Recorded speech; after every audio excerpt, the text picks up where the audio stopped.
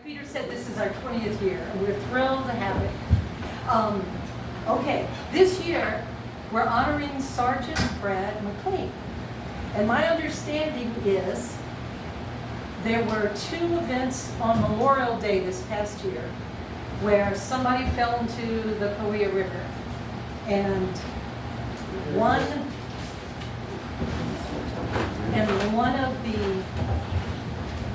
of the places was in the park around Hospital Rock, right? And where was the other one?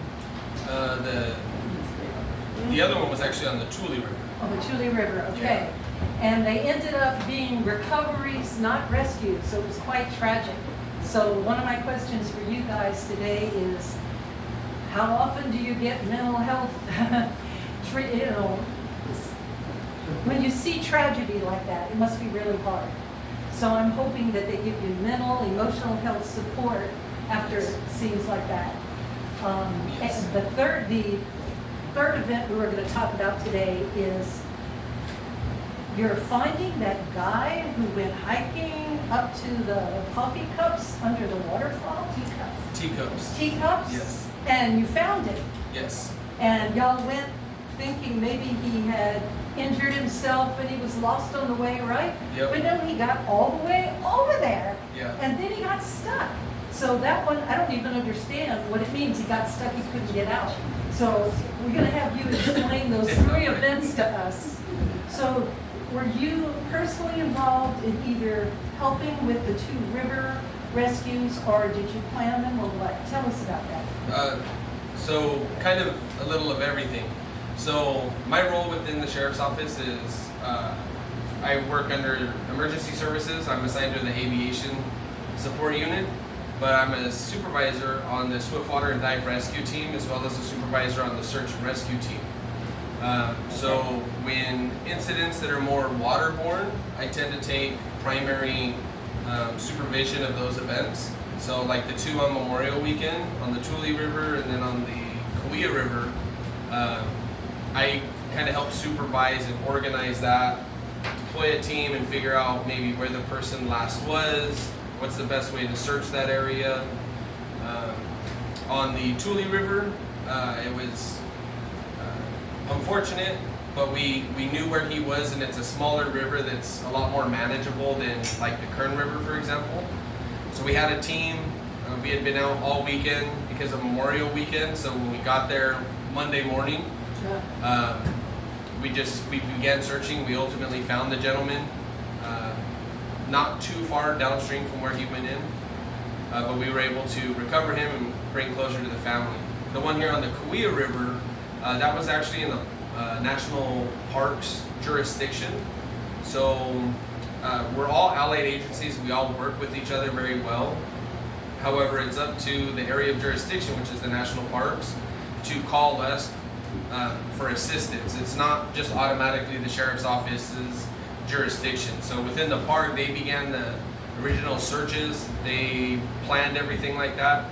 And on day 2 of their operation, they actually called us in to help them with that search. So over the course of like the next 2 months almost, we went up multiple times. We checked multiple areas of the river. You guys being in 3 rivers, you know how dangerous the Kauai River can be, especially from Hospital Rock down. There's a lot of very narrow crevices or crevasses, a lot of waterfalls. So we had to segment it, and we did multiple searches. We called in basically a scent sniffing dog from Cal OES to come out and help us. And luckily in July, we were able to find her as well and bring closure to the family because they didn't know where she was. Tying into like one of the first things you had asked about support and mental health. So the Sheriff's Office does have something like that, like an employee assistance program. And anytime we contact our supervisors, it's a very close network. So we all know each other. So I know if my counterparts or if something's bothering them, my supervisors know if something's bothering me, and we talk about that. And help is always offered whenever we need it. Because I remember speaking to just a local volunteer who was doing River Rover, going through in the park and telling people, don't get that close to the river, it's dangerous. Or, Three Rivers, don't get that close to the river, you can slip in and dangerous. And he was saying after working that a couple of summers, he was too upset to do it anymore. So that's what was making me think, mental health, emotional health. He knew some people had not made it out of the river, and he couldn't get that off his head. Yeah, so it's very serious stuff. Yes. Yeah. Wow. Okay. On to better things, more hopeful things. That guy who went hiking and who made it all the way. Tell us that story. So he went up. If I got my days correct, because it was August last year. Yeah. He went up with his friends on a Saturday morning. They're all from Southern California. They wanted to go up to the teacups. Well, let me rephrase that. They had been up camping. It was their last day, and they wanted to go and do the teacups. So their plan was they were going to basically hike in, go across the Kern River, go to the very top to the summit of it, and kind of rappel and canyoneer from the top of the 7 teacups all the way down. How many of you are familiar with the teacups? So about 2 miles below Hospital Rock, there's the deep crevices on the Kauai River. There's a couple waterfalls through there, but it's all rock face on both sides. So the 7 teacups is very similar to that. It's a little canyon where the water goes down and it pools into literally circles, and there's 7 of them, and it's like cascading waterfalls all the way down. So the gentleman, Ryan, and his friends went up to go do that. They got to the top, they started messing with their gear. The friends ultimately said, you know what, I don't feel safe, I'm gonna leave. So all the friends left. Ryan said, no, I can do it, I'm gonna stay here, I'm gonna do it on my own. This was Sunday. The friends leave, they wait, they don't hear from him, they leave a note on his car. The next morning, his car's still there. He hadn't called anybody, so then we received a call.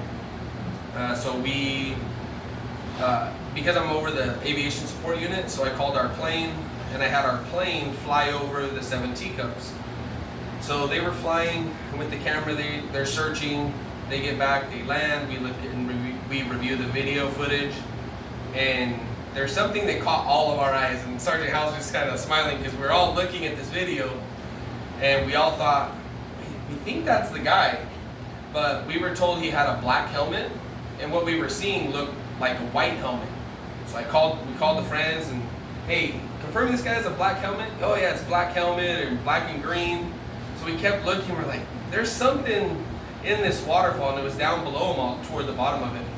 So the next day we make a plan with Sergeant Hauser and I, we headed this, and we get teams that are gonna come up from the top and hike in that way, hike another trail off of, I think it's called South Creek Trail.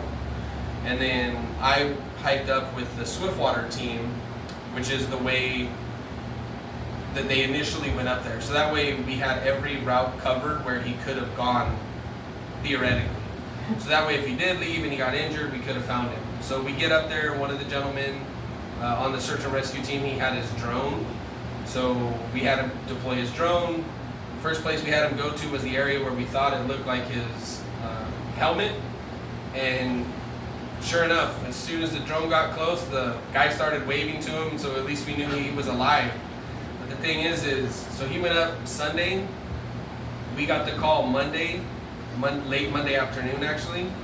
So this was Tuesday about 11 o'clock in the morning or so. Limited communications, luckily. Sergeant Hauser was in the office, and we, via satellite, we were able to text him and tell him, hey, we found him, he's alive, but he's basically trapped under this waterfall. And the way the water worked was kind of circulated around, and he was on the back side of it, so he couldn't swim through the force of how the water was circulating in that area. That's what I was trying to figure out, because he got there, and then he was stuck. He couldn't get out, and I was trying to imagine, how does that work? So he had rappelled down, so like I said, he was mountaineering, and he was rappelling down. Well, what happened was when he rappelled into that last hole, which is called the toilet bowl because it circulates like a toilet bowl, When he got to the bottom, he didn't leave enough slack on his rope. So when he got off of his line and let go of it, the water pulled the rope away from him, so he couldn't reach his rope. Oh, And he was down, luckily he was on a rock in the middle of it, so he was kind of wet. He wasn't in the water necessarily the whole time, he could stay partially dry. But he said how the water was circulating, he couldn't swim out of it to ultimately make his way out, so he was kind of stuck. Yeah, wow. Yeah. So we called in California Highway Patrol. They came in, they helped us. They got one of our search and rescue operators, if you will, and they were able to go down, get him harnessed up, and flew him out. Wow, wow. Yeah. That's coordination. Yeah. It was. It's anything in our divisions. It's never like a one-man show. It's 100%. It's a team effort because it takes a lot of people, a lot of calls, a lot of time, and a lot of planning for stuff. A lot of thinking, a lot of planning, a lot of Yeah. time. Yeah. Wow, that is wonderful. Well, And we're time is so something thankful you don't for you. have. What's that? And time is something you don't have when you're trying to do something like that. You gotta do it quick. Yes. Yeah. Yeah. Please. So if the helmet was black, what was the white thing that everyone was seeing? It was his helmet. So it was a surprise as well. So that's what it can make it difficult for search and rescue and everything else. And we try to always tell people, like, if you're gonna go out backpacking, let your husband, your wife, your friend know what you have, what you're wearing, because stuff like that can help us. I mean, especially, it's a lot easier now with satellite phones. A lot of times you can be way up in the mountains, you can still call 911. But years ago, like when we started doing this, you didn't have that. So you're looking for clothing. So if that was the same case, we could have found a black helmet and thought it was him. Well, in reality, he had a white helmet. So, but yeah, we went back and we played the video now after we found him. Yeah. And it was, hindsight, it was very obvious that was him. Wow. So was he behind the waterfall? Yeah. So he Yes. wasn't actually in the water all that time? Not directly in the water. So the waterfall kind of came down and there was a rock just kind of behind it. So the water was splashing. He was able to get out on it. But for like sleeping Sunday night or Monday night, he was basically in the water. And what he told me was his feet were in the water and he was kind of just laying on the rock trying to keep his upper body out of the water. How old is this guy? He was like 30, Yeah. 35. Oh, no, other. Yeah, mid-30s. Yeah, he wasn't a kid. Had he done it before? He had done the teacups before, so that's why he felt comfortable in doing it. The thing is the route. So your anchor points, if you're rock climbing and rappelling, those anchor points are always the same, but the water is never the same. So like they say, man never steps foot in the same river twice. It's because the water flows always change. And when he had gone in August 11th, 10th, the water was flowing. It was pretty rapid, and it was faster than what he was used to. And I think he underestimated the river, thinking he's done it before. Right. So he wasn't prepared for it. Right. Every August is different. Yes. Could be very little water, could be a lot of water, you don't know. And then he was alone. He didn't have anybody with him. To me, that's a mistake. It's dangerous. Yes. Something happens, Yeah. it's just you. Never hike Yes. alone. Yeah. Yeah. It's a dangerous area. All the rivers are. Yeah. Well, wow, we really appreciate you as people. Was he or his hiking companions cited for any violation? Was there a violation? No. So even though the recommendation, the strong recommendation is never hike alone, never climb alone, never swim alone, and people do it anyway, they're not cited for anything because it's not against the law. It's not against the law. Uh, So that's why we try to make social media posts on Facebook and Twitter and Instagram to remind people of the dangers of the waters, because every year, unfortunately, we're always either having to rescue or recover somebody that got into the water or they didn't know how to swim and they drowned. So we try to publicize that to, I don't want to say scare people, but make them aware of what's going on, that there are legitimate dangers out there. Many years ago, there was a poster campaign with that hand coming out of the water, Oh, yeah. dangerous waters. And I remember they were everywhere, and then people started complaining, I don't see them anymore. No, Do you all remember what I was talking about? Real yeah, I was gonna say, was that maybe something in the parks? That was in the park, That was in the park. yeah. Yeah, Okay, they I was gonna say, took it down, yeah. and with the girl over Memorial Weekend last year, they did make some similar posters and flyers, and they posted similar stuff at the entryways, like in Potwisha and Yeah. Marble Falls area. I know they posted a lot of similar things. The Tulare County, we haven't. We just make posts warning people of the dangers of the rivers. Yeah, wow. And a lot of times people don't realize how slippery those rocks are. Yes. They'll be on the rocks and that's where they intend to stay and they slip off into the water. Or they're trusting the sand to be firm and it's not firm, it's new sand. It just came in, it's soft and it moves. So there's a lot you don't know if you come from the city and you're out in the country or the park. Yeah. It's a lot of danger. That's what happened with the gentleman on the Tulare River. He stepped on some moss and And, slipped. yeah, You know. wow. Oh. Anybody, Was yes. it years ago when they closed the river off because they couldn't find somebody, and it took a long time for him or whoever it was to kind of wash down, and I guess the thinking behind that is they just didn't want the public to run into a body, I guess. You know. Is that Was the one the that got, thinking? is that the one that got stuck in the trees? I'm not sure. I know it was maybe a couple years ago. Yeah. And the river was closed for months. It seemed Wow. like. I remember there was a young woman, that was maybe 3 years ago. Yeah, 2 years I think ago. maybe that And they was- found her way downstream. Way That was also the downstream. Chinese couple. Oh, yeah, Yeah. the Chinese couple, I Yeah, the remember. helicopters were going up and Yeah, down they the went river on. forever, Yeah.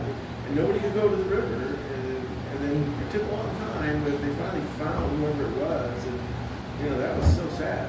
Yeah, so if it's the one I'm thinking of, that was in 2024, and the girl had been missing for a while, and part of that was because we had a lot of snowfall, Yes. so the rivers were just pushing. We had multiple rescues that year, and it's just, we try to warn people, but the benefit here, at least on the Kauai River, is the majority of it is all, I should say, it's all private property, and then it's the park. We don't have that advantage on the Tulare River. It's all open. So Oh. people go and they park and they go to any of those trails. So there's a lot of factors with that, but we try to minimize it, because if it was a family member of yours, you wouldn't want someone else finding them. So we try to give closure to the family, but give them privacy as well. On the other hand, when we do the bathtub race at Lake Korea, there's always a boat waiting there in case we have trouble, right? And there's always the big blue rescue raft from the rafters sitting at the limit line waiting, right? So one year, there was a team, there were 2 females in the tub. They were ahead of everybody. I don't remember anything else except that they were both females. They got all the way to the limit line before everybody, and when they leaned over to get their balloon, there's a balloon on the line you have to grab, right? The whole boat went over. So all of a sudden, they were in deep water, not the shallows, right? So there's this big tow rope around the tub. If you sink in shallow water, we can pull you in really fast, right? Really quickly. But if you sink in deep water, the tub fills up, it's heavy. So the rescue raft, Frank Root was here then. And he was sitting there watching, and he just plucked them. It's like one arm, you got one woman, one arm, the other. He put them in the raft, and he took them back. And then we say it's Lake Patrol. I don't know officially what it is, but the boat that had been watching our race on the lake came forward and grabbed the heavy cast iron bathtub. And the girls had not used their balloons for flotation.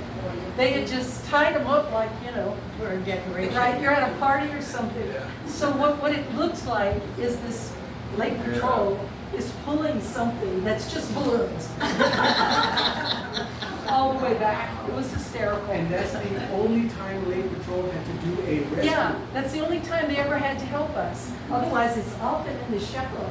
Yeah. People don't think thoroughly, and you've got holes in these old cast iron bathtubs, right? So you've got to plug them with what we give you. And people don't understand the force of water. You hit the water, and if you didn't plug that thing well, all of a sudden, all you're doing is bailing water out of your tub. So with two people in the boat, ideally, one can paddle, if you made a paddle, and one can dump the water out of the boat. So, is it story time yet? Yeah. Does anybody out there have any stories about this guy? Well, you're asking the wrong crowd. They're all down there laughing.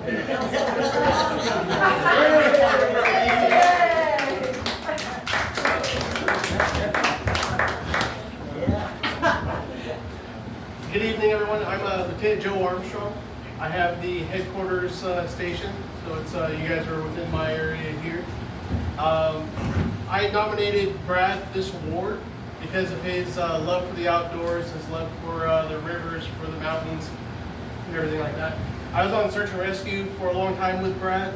Brad and I went up and down California to the east side of the mountains on different search and rescue missions. So we had several adventures out in the mountains. We outgrew the two-man tent, unfortunately, but it happens. But no, when this award came up, I received the award. I believe it was 2020, maybe 2021, Maybe. because we were right in the middle of COVID and everything. Right. But we had several fires within the area. Yes. Is how I received my award. So I thought this award should go to the people that work up in the mountains, doing the rescues, doing things. So the first person that came to mind was Brad. Like I said, we did search and rescue together. I was on the dive team just for a short period of time, but Brad is definitely dedicated to the mountains and to saving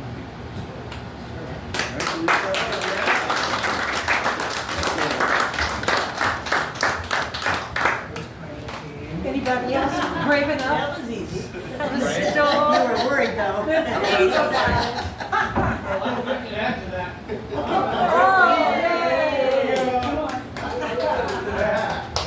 I will say, as it relates to the community of Three Rivers, when Brad first came to the Emergency Services Division, one of our big responsibility is, like Lieutenant Armstrong mentioned, is working hand in hand with TC Fire when it does come to the fires. And when he first came to our unit, one of his first responsibilities was the coffee pot fire that happened last year. Oh. And Brad and I worked together on that, and there was a time where I took off on vacation, and he was left all alone to be our department liaison to the incident management team that was up here, and working that fire and making all the decisions for Three Rivers as to when evacuations needed to be done, when evacuation orders had to be made, or warnings, or any sort of temporary closure points or traffic stop areas like up on Mineral King and whatnot.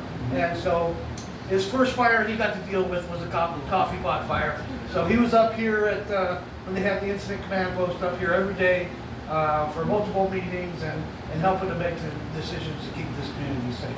Well, the town is still here, so you did He something. did a good job. He did a good job.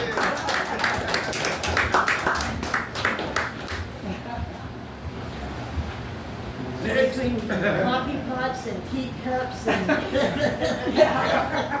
Right. No wonder we're all hungry around here.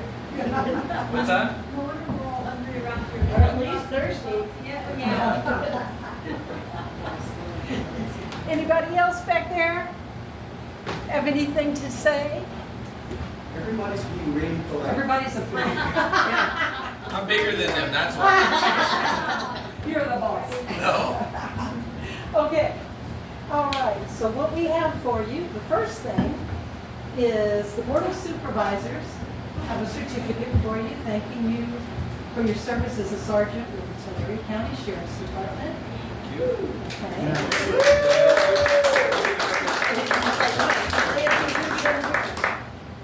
There you go. You have to be a picture. Otherwise, they should see it.